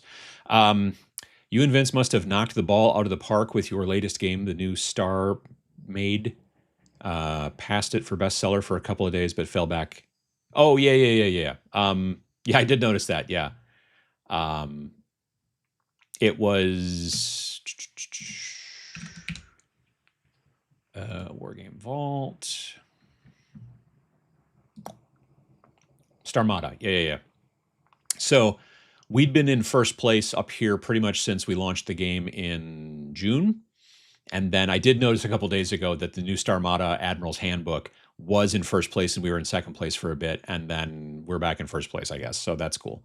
I mean, at this point now, we're what, late August. I'm sure here's the deal. This electronic advanced squad leader book has been in first place for quite some time in many situations because it costs $60. So I don't think that they're going by units when they compare. I think they're going by money, right? So yeah, in this situation, this ASL this ASL electronic edition book is frequently in first place because, like, you know, 2 people buy it and that's $120, whereas it takes a lot more people to buy our $14 book and get to the same price. So yeah, but we've been doing well enough, so that's been good. Yeah, I've been glad for that. Afternoon, Adam. Getting coffees. The Army deals Mantic to make wargaming cheaper. Sure. Helldivers 2, $40 and 2,000 hours. I mean, yeah. I mean, there are games out there for sure, still out in even in the video game space that can be inexpensive, and people like I've been playing the heck out of Brotato. I don't even remember what that thing cost. Maybe $10. Play the heck out of Brotato. I love that. I would love to see someone do a reskin of one of the good skirmish rule sets, Dead Zone OPR, as a Gangs of New York theme. Gangs of New York. Like that movie with what's his name? With Christopher Walken? X-Wing, my beloved. I know, man. I was... Cloudy day here in Toronto. Maybe going to work on my Exodite. Am I saying that right? I don't think I am. I honestly think that a robust modding framework is the best thing a game studio can do to add hours and thus value to a video game. Oh yeah, in many situations that's the case. Like there's a kid that I know. We talk about video games sometimes. I go to this sandwich shop quite frequently. It's Potbelly Sandwich Shop here in town, and we talk about video games. Me and Ezra, and he plays like he just basically like he plays like Fallout 4, like. That's his game. That's mostly what he plays. But he has it like super crazy modded and all this kind of stuff. And then there was recently an update he was saying that like screwed up all the mods. So it's going to take like 3 weeks before everybody gets their mods to work with the new update again and all that kind of stuff. So now he's like looking for other games to play. And I'm like, and the thing is that Fallout's not a multiplayer game. I could see a person being like, oh, I love to play Battlefield 6. I love to play Call of Duty or whatever, because you love that, you know, that thing where you're going up against other people and you can just kind of rinse and repeat. It's the same thing with Helldivers. You're not going up against other people per se. It's co-op, but still, you're still playing, you know, in a multiplayer situation. But to play like specifically just Fallout 4, that, you know, you're just running through the same stuff. I mean, and there's a lot of stuff, obviously, but eventually if you play 3,000 hours of Fallout 4, you're going to see most of everything, I would think, but I don't know, maybe not. Tabletop is way cheaper than Magic the Gathering. This is semantics, but I would usually when I hear the words tabletop, that in my mind means also Magic the Gathering because they're all tabletop games. I know a lot of people just go tabletop when they mean tabletop wargaming or tabletop miniatures wargaming. Again, you're not going against you here, but that's just. But I see people referring to wargaming as just tabletop. But I'm like, but there's tabletop board games, there's tabletop card games, there's tabletop role playing games. Anyway, way cheaper than Magic the Gathering. Yeah, I mean, sure, you can spend an incredible amount of money on Magic the Gathering. There's probably not any miniatures that were ever made by Games Workshop that currently sell for $50,000. I hope, like I don't know, like a super rare one, maybe, I don't know, but I guess that's yeah. I wonder what happened to GW's idea to use printed MDF terrain. That's a good question because they did do some printed MDF, and the thing is the printed MDF was basically the same process as what they're doing now with their new printed plastic terrain, and it's something called UV printing. So it's kind of like a inkjet printer, but it can like spray it a bit of a distance. So what they're going to be doing is they're going to be taking terrain. I strangely have a lot of sprues on my desk today. So you have a piece of terrain like this, right? Well, it's pretty flat when you look at it, right? So the idea is that this gets laid into a machine and then a printer goes over it and is maybe, I don't know, a quarter inch above the highest spot on the piece of sprue and sprays color down onto it. And the ink is kind of like UV resin that you make 3D printed UV resin models out of, except that instead of just being a color like gray or whatever, it's in full color. So you've got a black one, you've got a magenta one, you've got a cyan one, and you've got a yellow one. So it goes over and does these passes, and then it shines a UV light over each color separately. So it does all the magenta and then shine light. Then it does all the cyan, shine light, or whatever. And it can kind of, because it's being sprayed from above, it can kind of get into nooks and crannies a little bit more, but the terrain is pretty flat, right? Because it's, it's buildings and things like that. And they're, again, building it in a way so that you put it together to make something three-dimensional, but it's kind of like basically painting on the sprue is what they're doing. And then you take that stuff and you pop it all out, and then, but you have to clip it, so you're going to have spots where there's no printing. You're just going to see plastic because you clipped it, but yeah, I'm really looking forward to getting my hands on some, but we'll see. But that's how they're doing it. It's basically what they call UV printing.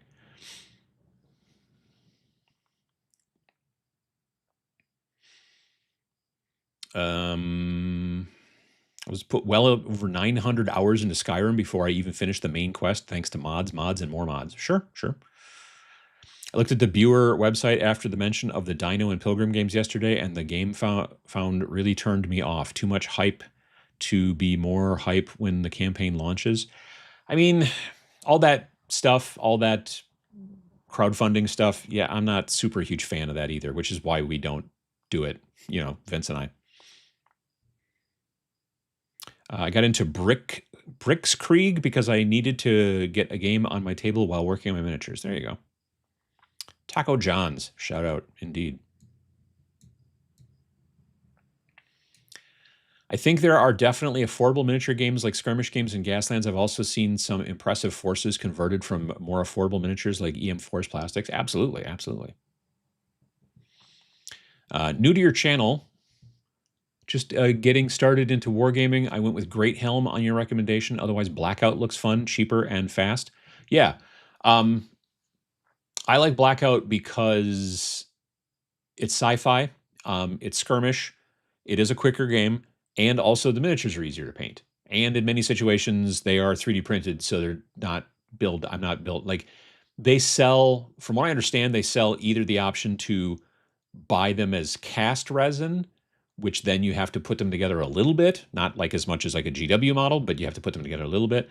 And that can be maybe a little fiddly, or you can buy them as 3D printed usually, and then I think that works better, personally. I have 4 different Blackout forces painted, and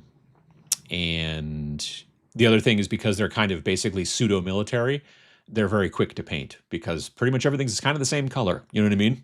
You're not like, well, gosh, his webbing has got to be blue, and then his, fatigues are like going to be red, and then his shoes are going to be, mauve, and like it's pretty much all, this guy's mostly all dark gray, or this guy's mostly all tan, that kind of stuff. And you go through and you sort of pick out little things and go, well, the webbing is a little bit darker, so I'm going to put wash over just the webbing, and that's going to darken things up. But if you look at pictures of like folks in the military these days, they're pretty much head to toe one kind of color. There's slight variations, but you're not having to go through and, really get weird with it.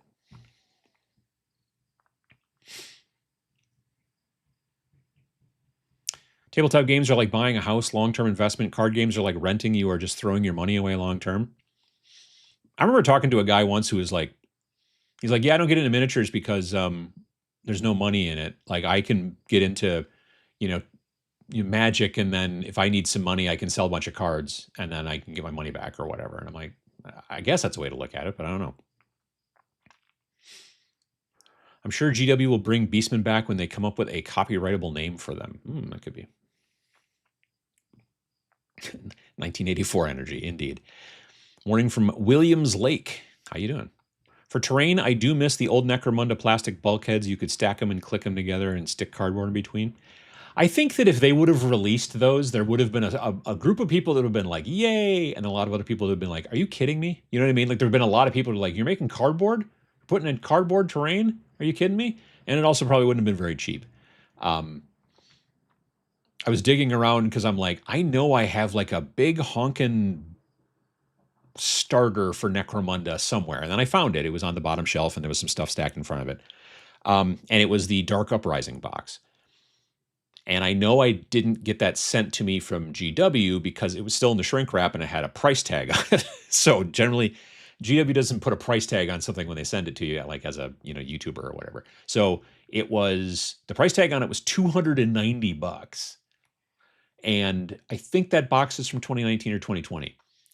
But it came with a bunch of terrain. But it was $290 back then. If they would have put out the Dark Uprising box as the starter box for, like they did for the new Necromunda, that would have been $350 probably, maybe $400. It's just, there's so much terrain in there. It is a heavy honkin' box. So, and it also comes with Pal Knight Enforcers and Corpse Grinders, I think. I think those are the two starters in there. But yeah, but there's a lot of terrain. Like no tiles, none of the big tiles, but tons of columns and walls and steps and like this stuff and like all these different things. There's a lot of stuff in that box, which is great. So now I don't have to go buy more columns and walls and things like that. Or 3D print more of them. But sometimes 3D printing is nice too, because then I don't have to build them. So yeah.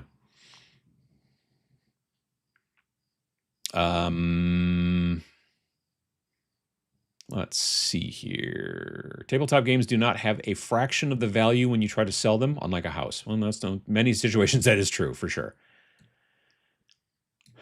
In my honest opinion, every hobby can be cheap or expensive. Yeah. I mean, it's really hard to be cheap if you want to be a yachtsman or whatever. I mean, that's... but I suppose it's relative to some degree, too. Everyone ever look into getting a mountain bike for themselves or their kids? $200 to $5,000. Well, sure, yeah. I mean, again, cameras. You could use your phone, or you could buy a Leica. I mean, it's, yeah. Cost of wargaming is why I don't play it anymore. That's my concern, honestly. That's like a big concern, is that it is one of those things that people are going to be like, yeah, I don't want to go down that road because it's too expensive. But the problem is that when they say, oh, it's too expensive, they're 97% of the time looking at Warhammer. They're looking at Games Workshop. They're looking at, because it's the biggest thing in the industry. And when it's the first thing that you see when you come into the industry, and then you look at the prices and you're like, wow, okay, that immediately puts a sour taste in your mouth. So that's part of the problem. It's one of the reasons why I like to push like indie stuff. I like to tell people about, so if they're coming across my channel, like that's the same reason I did that thing on Friday's video where I'm like, hey, I'm going to talk about the Necromunda starter, but just so you understand, you can get a game much like Necromunda, as far as the rules are concerned, for $10. You can get, Grimdark Future Firefight and the Gang Wars add-on, and $10. and then use whatever models you want, use whatever terrain you want, yada yada. Just want to put that out there for you. However, I'm going to talk about the starter box now, so etc. So yeah. Kinko's, now there's a blast from the past. Yeah, FedEx bought them, and then FedEx is still technically around. Currently putting together a Lehman Russ tank and Rogel Dorn tank, just because I was curious how the two scaled to each other, and I love tracks. The reason we give ourselves to buy our toys. I think I have a Lehman Russ box somewhere in the basement. And if I'm perfectly honest, I think I bought it because I'm like, yeah, I kind of want to build it and paint it, but I don't know what to do with it. Like, I didn't think it would be something I would use with. There was a hot minute in 10th edition where I was going to build 1,000 points of Imperial Guard. And I started with the Combat Patrol. And I did build and paint the Combat Patrol for Imperial Guard. Not the new one, but the original one when 10th first came out, where it had a Armored Sentinel and then 2 of the big guns and etc. But then later on they came out with a new one, and it was just like all dudes and some guys on horses. And I was like, yeah, I didn't like that one. But the other one I like quite a bit. And I was going to add on to that. I have a Chimera that's built and painted. So that was going to be added in there and some other stuff. And it was going to get to 1,000 points. And then they kept changing the rules, and then I stopped caring. But I do have a Lehman Russ in the basement somewhere. I think it's an older one. It's definitely older packaging. I mean, it's the same model. That Lehman Russ model has been around for a long time, but it is definitely older packaging. So I probably bought it either used or like at a store someplace that had been sitting on a shelf for quite a while.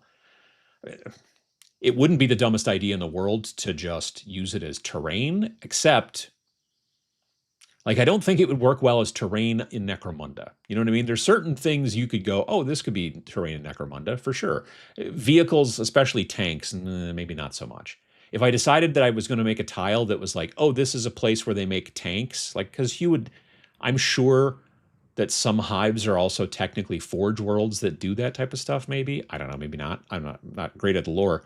But, I just don't know. There wouldn't be normally a tank in a hive or underhive. Even a broken one, right? Still have my Kinko smock from the 90s. Nice. Man, I loved Kinkos back in the day. When my friend Peter and I first started our game company, so before Snarling Badger Studios, there was Snarling Badger Games, and that was me and my friend Peter, and we made a couple different games. Our first game was called BattleBots, and it was before the BattleBots TV show or any of that stuff. It was 1992, and we designed the game, and we printed it ourselves at Kinko's, and made everything fit inside of a CD jewel case, the clear plastic part. So because that was the only box we could buy that was inexpensive and that we could get in low numbers. We had talked to a company about like chipboard like boxes, like the type of box that a board game comes in, because there was a company that made chipboard boxes here in town called the Godshall Box Company or Goodshall, something like that. They're out of business now. The building they used to be in is now a escape room, I think. Anyway, we went there and met with them, and they were like, oh yeah, we can do this and this and this and da da da. And we're like, okay, great. And they're like, and how many? And we were like, I don't know, we're looking for like maybe 70 of them. And they're like, oh yeah, no, our bare minimum is like, it was either 500 or 1,000. And we like, oh, we didn't, we were college kids, we didn't have that money. So we decided to go with CD cases, like plastic CD cases. And I wonder if Noble Knight or anybody, well, hang on.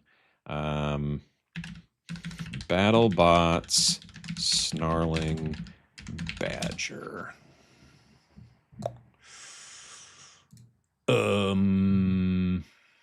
No.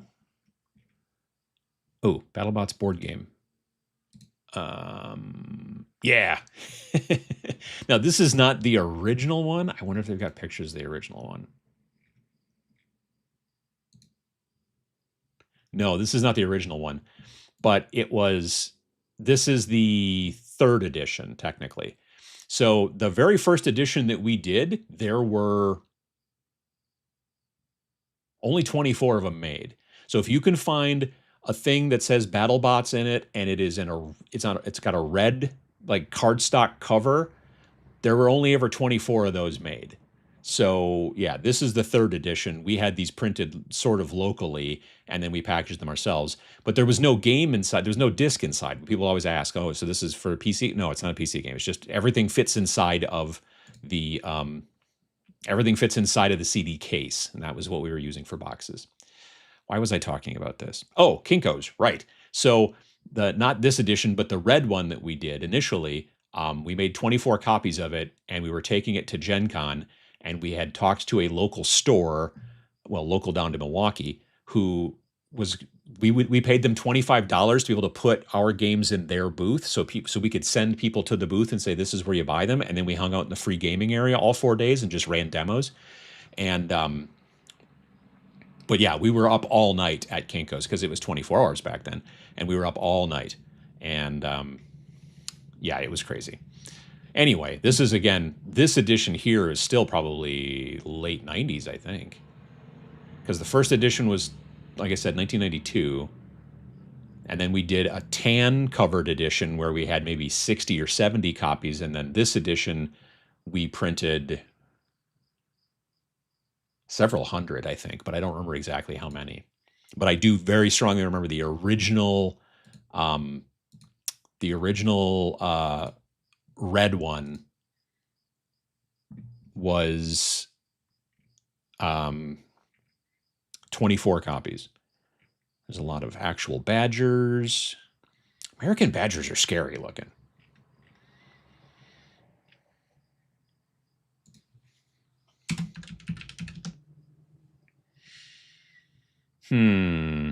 No, I don't see a single picture of the original red one or the tan one anywhere on the internet. That seems crazy. What if I put if I put a space in BattleBot? It's not there, but not there. There. Nope. Nope. Dropped off the internet. Well, what are you gonna do? Anyway, but yeah. So yeah, I've also got fond Kinko's memories as well.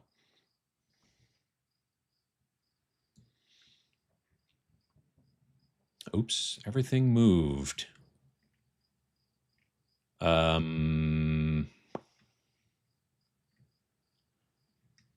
Let's see here. Steam sales are dangerous. True. It's all a matter of how invested you want to be. I've sold $20 reel and rod combos, and I've sold 3,000 saltwater reels. Sure. Pinball machines, very expensive also. Yep, you're not wrong. Built the Palanite Enforcers a few years back. Still need to paint them. I'm looking forward to painting them. Not exactly looking forward to building them, but I'm looking forward to painting them. There's not that many of them, luckily, so there's that benefit too. Total cost of the summer releases I want to get is approaching $500, and compared to my retirement budget, I may not be able to get the stuff for several months and no credit cards. Oh yeah, yeah. Least expensive model war game I know is Gaslands. Just need the rule book, a table, and some Hot Wheels. That's true. Sure, GWL, I'll have them for a long time, but how long will you let me use them? Also a good question, because they're doing that stuff more and more, aren't they? I don't think Steam will pull a Sony and pull digital content, but in our current area, we own nothing digital. It's true.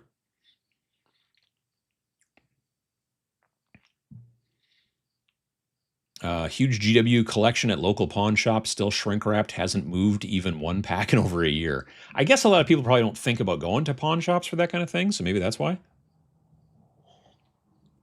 They also might be asking too much money for it, too. Necromunda Underhive Wars on Steam is a pain in the butt, but it looks great. Oh, that's cool. And it's turn-based, and you have gang customization in the skirmish mode. Nice.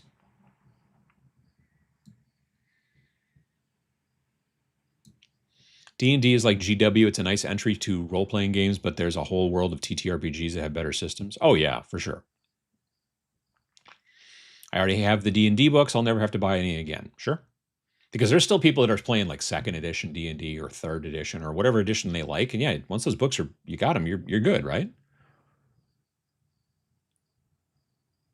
Never had a chance to play Chartmaster, aka Rollmaster.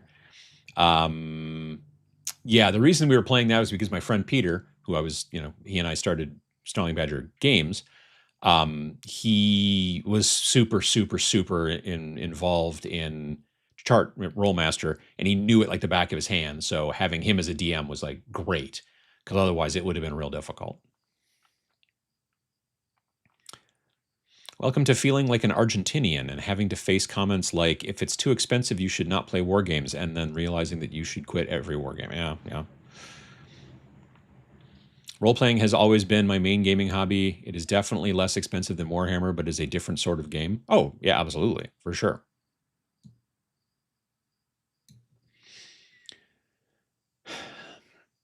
Glad to catch your Sunday show. Need to get some chores done and make progress on the overhaul of my hobby space today. Words of encouragement to get over eventually feeling overwhelmed. Indeed. It's interesting, though, as board games have gone up in price a lot in the recent years. That's been mostly due to tariffs, from what I understand, and paper costs. But yeah, reminds me, I got to kit bash Trench Crusade stuff. Indeed, it's cheaper than Panda collecting. Also true. I'm sure you can easily make a list of hobbies that are way cheaper than tabletop. Sure, and more expensive too. If it wasn't for OPR, I would not be wargaming. GW scared me away from the beginning, ironically, from a tier 2 supporter. Yeah, absolutely. I think there are companies coming in to bring the cost down. The upcoming Gundam minigame is £35 for the 2-player starter. Yes, but from what I understand, everything else but the starter is considerably more expensive. I don't know the prices of everything, and I don't know much about that game, and I don't know that I will. I'm not a Gundam guy, but I did ask. I talked to someone from Bandai at Gen Con, and I was like, oh, hey, when's the game coming out? And they're like, oh, it's coming out in October. I was like, okay, cool. He's like, it's going to be coming out at a convention. I can't really tell you which one. And he sort of like winked, like I was going to know what he was talking about. And I was like, I don't know, is there some sort of big Gundam convention in October? I don't know. Anyway, maybe he meant LVO, but that seems unlikely. That's the only convention I can think of that's in October that's big, but it could be something else. Anyway, my point is that starter is, like, I've heard $35 for the Gundam starter. And if it was £35, that seems more expensive than $35, at least the way the math works. But either way. But I've heard that, like, then the next step up is like $100 or something crazy like that. And so I watched a video from a guy who was like, yeah, the starter is very, very cheap, but everything else seems more expensive than it should be. And so that, again, could be just like, hey, first one's free or nearly free type of thing, right?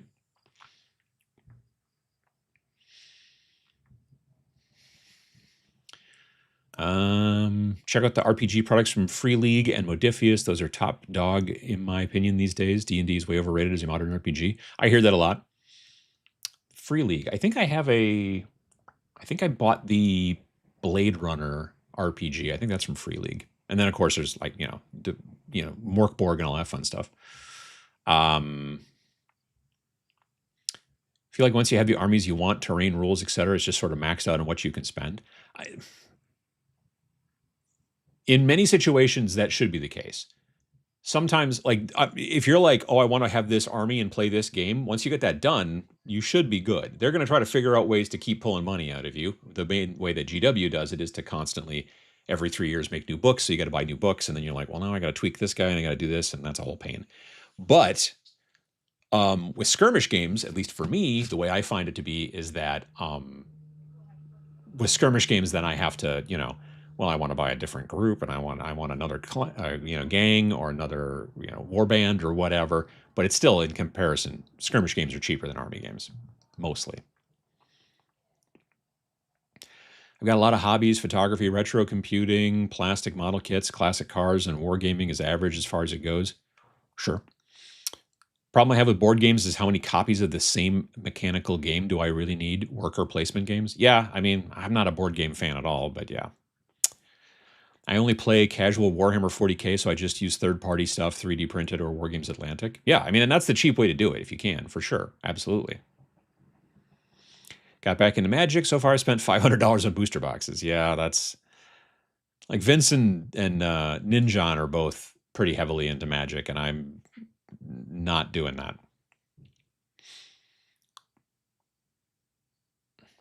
Magic the Gathering is very expensive, especially the Universes Beyond sets.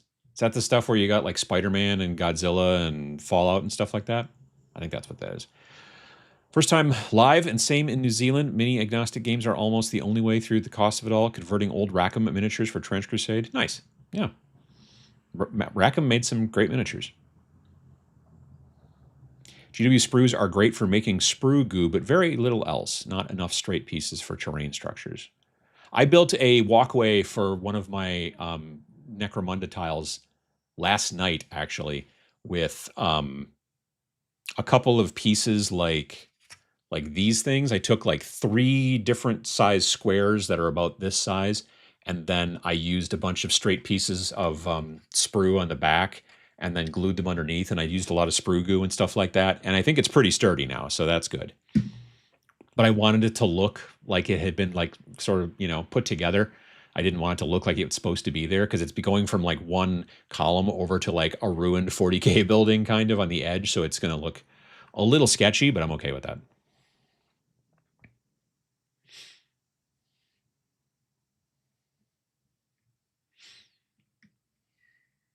I got an entire skeleton army for OPR, and it cost me $100 altogether. Sourced giant and skeleton dragon from WizKids and put skeleton rider out to make an epic hero. Sure, absolutely. I would recommend a 3D printer for overall price long term. It's amazing for terrain.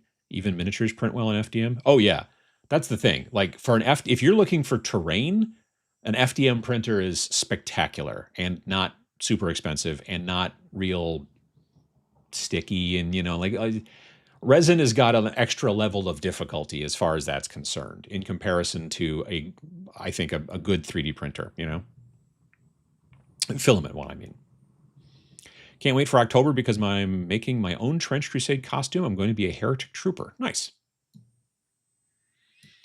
I would appreciate them making the other weapon options for the spires for Necromunda that they didn't make last time. Also surprised that scabbies aren't back in the newer editions of the game. Yeah, I don't know why they didn't do that. It is interesting. The scabbies thing. I already have models of Underhive and Outlands Gang, so I kind of need both books. That makes sense. There you go. I think the scabbies exist now as the Wasteland Nomads. Interesting. ASL has a rather large community. I know a bunch of people who play that. I don't know anybody who plays it, but because it's popular enough and also $60 for a PDF, it's up at the top there a lot. It's a heavy rule set, yes. I got a buddy that says he doesn't have to worry about 40K FOMO because he owns the whole catalog for his army. Well, there you go. I even got started with priming the priest from the Sanctifier kit. Most of them are ready for painting. Nice. Potbelly sandwiches are spectacular. I like Potbelly a lot. Went there per your suggestion. Now it's a favorite if I visit the US. Nice. Gangs of New York. Oh, with Daniel Day-Lewis. Right. Yeah. Daniel Day-Lewis and what's his name? Leonardo DiCaprio. Right. Over 6,000 hours of Fallout 3, and that's on Xbox. Wow. At least I know my World War II armies won't be retired, cycled out because of a new edition. That is true. You're not wrong. Any advice for people wanting to get into RPF and skirmish game design and publishing? I don't know what RPF is. Do you mean RPG? The F is right next to the G, so probably. Any advice for people wanting to get into game design and publishing? Start by building a... hey, Nick is back. Start by building an audience. That's key. If you're going to be an indie game designer, publisher, or whatever, the first thing you need to do is start building an audience. You need to have a blog or an Instagram or a YouTube channel or something like that, and start talking to people, not about your game necessarily, but about game design or about games you like or something, because you need to build an audience so that when it's time for your game to get released, you have people to talk to and say, hey, if you like the videos that I make, then maybe you're going to like the game that I made. And then that's the thing, because it is incredibly difficult to make a game and then put it out there and then try to get people's attention. So you have to, like, one of the main reasons that Vince and I have been as successful as we have been within our game design stuff is because we cheated. We spent a decade of our lives each building up an audience of people through our YouTube channels so that eventually in 2021 we could go, hey, look at this game we made. It's called Rain in Hell. And we've been told by a couple of people, oh, that's cheating. I'm like, oh, really? Working for a decade is cheating. Okay, cool. But yeah, I mean, it wasn't the original plan. It's not why we started it. But at one point we were like, if we make a game, we'll have people we can tell about it. And it's just a super smart idea. So yeah, that's where I would tell you to start, honestly. You're winning at Skyrim when you break it with mods. Nice. I played Nice Day for Fishing based on Viva La Dirt End League YouTube series. It's a side scroll. I don't know what that's called. Nice Day for Fishing. Huh. So did Necromunda change the rules or just put it together in an easier format? Is the last core book out of date? Yeah, the big fat 330 some page book is technically not the newest rule set. The new rule set is the thinner book, the core rule book, which is like 168 pages or something like that. And it is changed. There are things that are changed. It's not changed drastically, but there are stats that have changed. There are stat categories that have changed. For weapons, you used to have short and long range and then accuracy at short and long range. You still have short and long range, but they got rid of the accuracy. And now what determines what happens with short or long range is cover. So if I'm shooting at somebody who's in cover and I'm in short range, they get a +1 to their armor save. If I'm shooting at someone and I'm in long range for my weapon and they're in cover, they get a +2.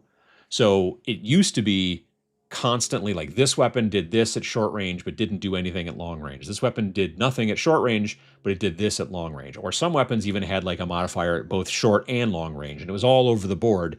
They've gotten rid of that now. Now it is, are you at short range or long range? It affects the cover for that person you're shooting at or whatever. So it's things like that. It's things that kind of like sanded off some of the rougher edges and things like that. And also the book is clearer. But yeah, it's not the same rule set as the previous one, the N23 as they call it. Which is why if you go into Munda Manager, the website I was talking about earlier, websites. So if you go into to the home, you'll see here there's like a little tab. So you can either, they still have the N23, the Necromunda 23 rule set, and they also have now the 26 rule set. And they, my Palanite Enforcers won't work in there. I'd have to start a different thing because they have different stats and everything's different. So that's how they've kind of done it that way.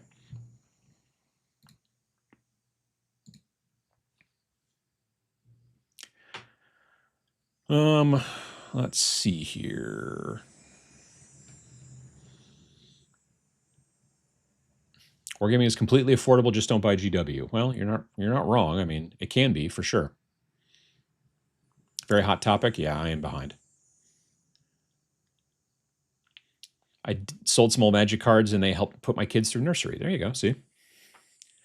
Issue is GW having a weird internal studio war strife over who gets what as they're refusing to do a cross setting over the. Yeah, well, yeah, that is dumb. They should not. Yeah. Cardboard terrain ain't all that bad if it's done right. I set up a full set of Acid House cyberpunk terrain like in an hour, no glue, no paint, and it looks amazing. There you go. I just think a lot of people, especially online, would have been like that's the thing. It's interesting because if they come out with a new copy of a new version of Space Hulk, no one will say a peep when it's all cardboard terrain, but that's always the way it's been too. So I don't know. It's interesting. I was really happy when I heard they were going to start making Necromunda again. Then I saw the models for House Caudor, and I wanted to fight someone. I like the Caudor models, man. That's my first. That's my main current gang. I also have Dark Uprising. It's my investment for when I retire. So, like I said, the price sticker on it that whenever I bought it said $290, and I looked on eBay, and like there are like sold versions of it on there, like not just like, oh, I'm asking this much, but you can go into eBay and filter and say, I want to see actual completed sales, and then it shows it, and then the price will be in green as this is what it was actually sold for. I probably could have sold it for $450, But I was like, but then I have to buy all this terrain anyway, and it might cost more than 450 if I was as much terrain nowadays. Yeah, so I was just like, I'll just hold on to it.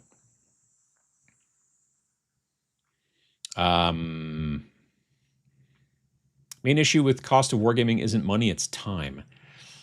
I don't agree. You know, I mean, sure, it takes time, but I'm having a good time doing it. You know, that's like saying, like, well, you know, video games, man, it takes a long time to finish those video games. Well, that's the whole point. I know for some people, the building and the painting is like this pill you got to swallow, and you hate it. And I get it. I don't get it, but I understand. I don't understand it. I understand that that's why what some people dislike. I don't understand why they dislike it, because I think that's the really fun part. I also enjoy the gaming part, don't get me wrong, but I love the building and painting. And there's a lot of people out there that don't. When people say, I hate the building and painting, I only want to play the game, I don't know why they don't just play video games. And like, that's not like a dismissive thing. It's just like, you're playing a game that you have to do this extra work to just to get this. Like, there are tons of video games out there that, I mean, admittedly, you're not across the table from somebody physically. That is a difference for sure. But yeah, I don't know. If you're just like it sounds like you would really like, not you, but a person saying that sounds very frequently like they would like roll, you know, RTSs or like whatever, that type of stuff. Like, really, in the grand scheme of things, I mean, you know, Dawn of War 4 is coming out pretty soon. You don't have to paint any of that stuff, right? You know, so I don't know.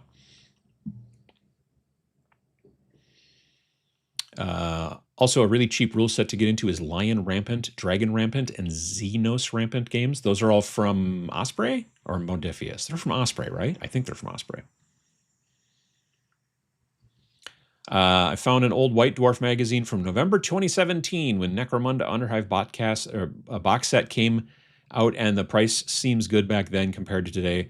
$125 USD, but with a slim rule book. Yeah, well, there was not much in that box. There was Eschers and Goliaths, and there was like some doors and bulkheads, and then a flat mat, and maybe cardboard tokens, and I think it still had a. I don't know if it had a hardcover book or not. Maybe not. Camouflage patterns blend together when seen from considerable distance, unless you were talking 80s camo. Sure.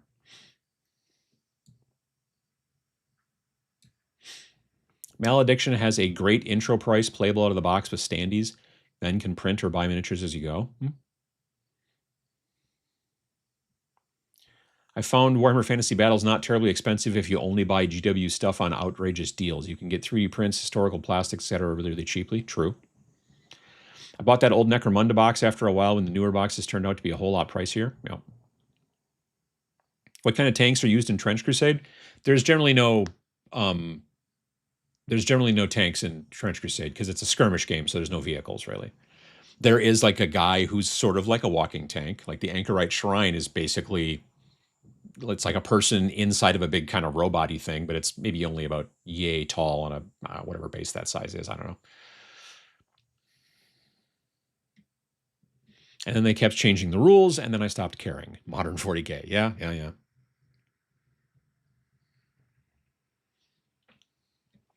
Over the past few years, I've been getting more and more into Napoleonic wargaming. Started with the French, and I'm currently building up the British Perry miniatures. Well, that's cool. I've never been a fan of historical games, and I don't know exactly why. Hive cities do have to provide forces for the Empire, so yes, they make all sorts of arms, including war machines. Sure. I mean, I guess, yeah. I guess there could be like a tanks, but you would think that also maybe some of the hives would not be able to do tanks, so they would get them from some other place, but maybe not. I don't know. New to the wargaming, I'm actually listening to right now the audiobook of Hives by Dan Abnett, which I've been enjoying pretty well. It's definitely good to have going on in my head in the background, listening to it while I am building Necromunda tiles.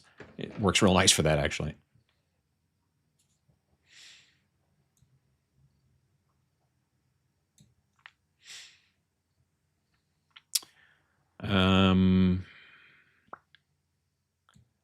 Let's see here.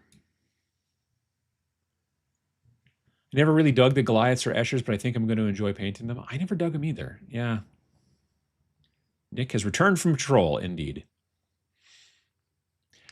Yeah, my wife was playing she was helping her mom out. Her mom is an organist at a church, so she was helping out with playing some cello. So that's why Nick is back now. I wouldn't really be shocked if it was the Scavies. I just liked how they had more variety. Sure. New Necromunda box was definitely something. What terrain? Yeah, like it doesn't really. But again, it was also, 165 now versus 290 back in 2019 or whatever for the Dark Uprising box. I made the video not yesterday, 2 days ago, Friday, saying that if you were just getting into Necromunda for the first time, the box is not a bad deal because the book, the templates, the custom dice, the cards, just all that stuff. If you buy that stuff separately on GW's website, it is more expensive than if you buy that starter box. Plus, the starter box comes with, and I mean literally just the parts. I'm not even talking about the terrain or the models. Just the book, the template, and the markers, the little, the chips or whatever, the markers, the template, dice, and the cards. All that stuff comes to like $170 or $171. So for 165, you get all that stuff in the box. Plus, you also get the Escher gang. Plus, you also get the Goliath gang, and you also get the sort of crappy terrain.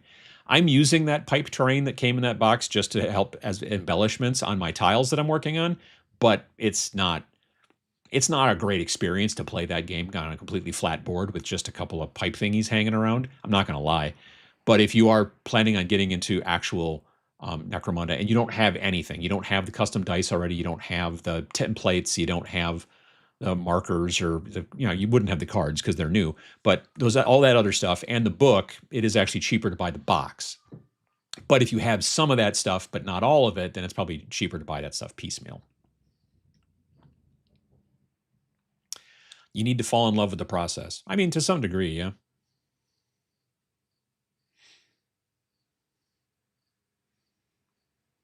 Some people play war games for the social element and meeting a large variety of different people, something video games and role playing don't offer as well. Yeah. I mean, that's the thing. That's what I'm assuming is if they're like, well, I really love the social aspect and the gameplay aspect, but I hate the miniature aspect. Okay. Then then video games won't work in that situation probably. But yeah.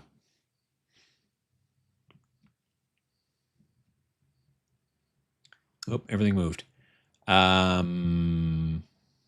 you hate painting, I would recommend trying out different styles. Maybe one would click. Yeah, I mean, honestly, like just block painting everything with solid colors and then throwing some like streaking grime on it and then wiping it away can get a lot of work done for really easily, Munda on a flat mat just seems wrong. Again, I think they were trying to get out, like they want to say it's a starter, but it's really just like, here's all the stuff for you to start getting into the game, but it barely makes its own game when you play it that way. Technically, yes, you can learn the rules and understand range and movement and the different skills that they have and stuff like that. But yeah, the game really shines when you're playing on multi-level stuff. It just does. Which is why in the video on Friday, I was like, yeah, if you want to use a bunch of old 40K stuff and just make some walkways and stuff like that, boom, you're done. It's great.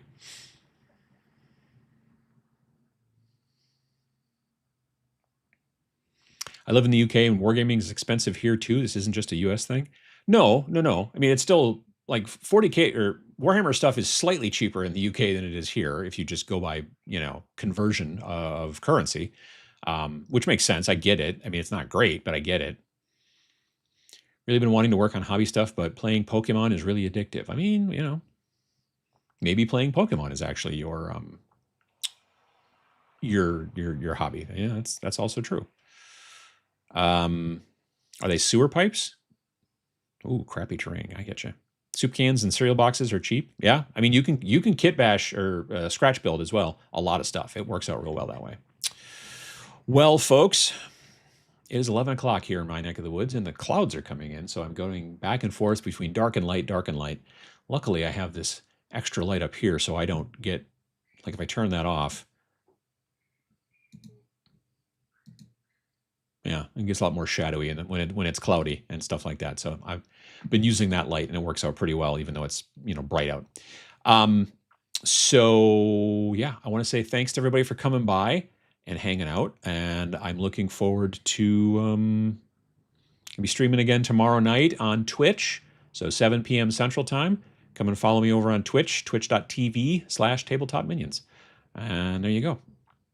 So thanks to everybody for coming by, hanging out, and try to save your shekels, and get some